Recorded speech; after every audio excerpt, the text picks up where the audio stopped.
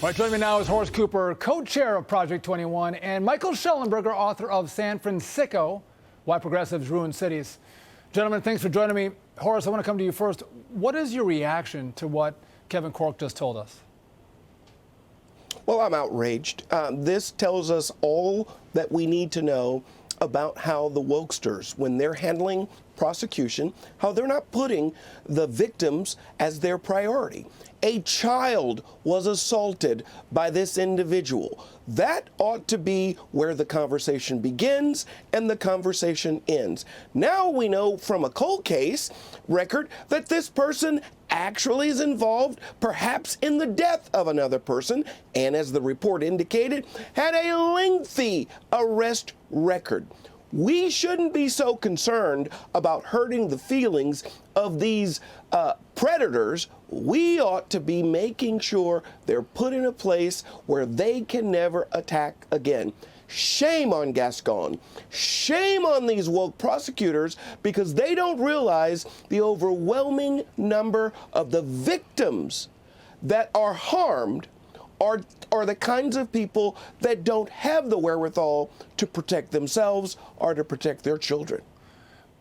Michael, you're a California guy, and to hear Horace's point, you have Gascon, who is more concerned about a DA or assistant DA who's offending a trans child molester than he is about a actual trans child molester. Well, that's right. I mean, it appears in this case the prosecutor who was fired by Gascon was fired as retribution for pointing out the fact that the suspect actually bragged of having tricked people into treating him as a trans woman. And so there's a real question here about whether this is truly somebody who identifies as trans or whether this is just a scam to get into a woman's prison.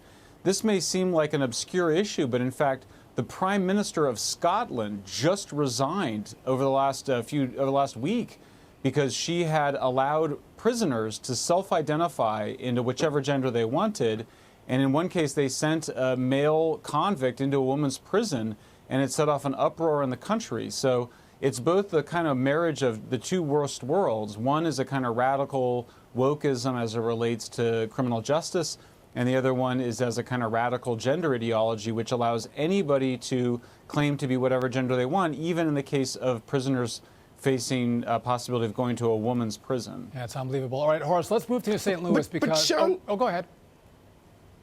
I just want to say this. We are giving attention to this felon when we should make the central focus on the victims. Yes. And my biggest criticism of these Soros-funded prosecutors is that they act as a publicly funded defense attorney for those that prey on the rest of the innocent.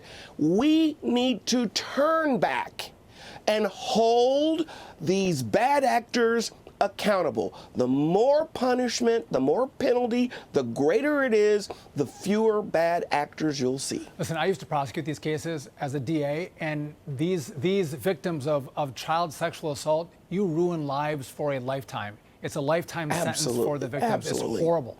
All right, I want to get you guys' take on this because we're speaking of woke Soros-backed prosecutors. Missouri Attorney General has moved to fire the city's prosecutor, Kim Gardner, after a teenager lost both of her legs in a crash. That police says was caused by a robbery suspect who had violated bond conditions. Michael, this seems like a proactive decision to finally go after these corrupt prosecutors by state officials. What do you say? I think it's a very interesting thing. In fact, what we see both in Los Angeles and in St. Louis is you see people resisting the woke prosecution agenda speaking out for the first time. In the case of Missouri, the AG is attempting to remove the district attorney from office.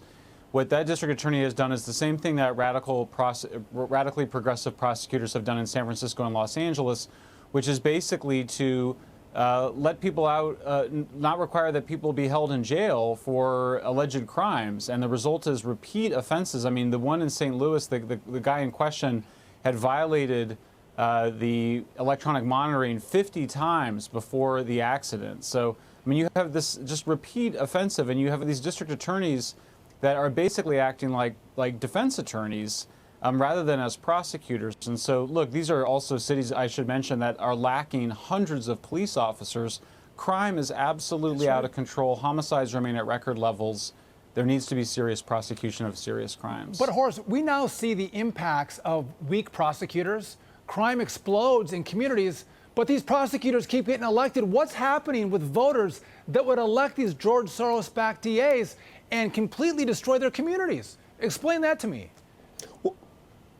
We're seeing fundraising explode, especially when Soros-backed organizations and think tanks are able to pour in the kinds of resources that turn a DA race into something like a congressional race. Shame on the left, who used to claim that when you put money into politics, that it ruined things, and they've set back. Now, there's this second problem of these wokesters, and that is that rich people and elites and the well-to-do, they move to other communities. Right. They can hire security.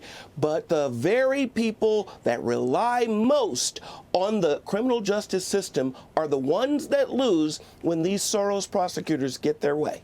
So true. Gentlemen, thanks for joining me. I appreciate it.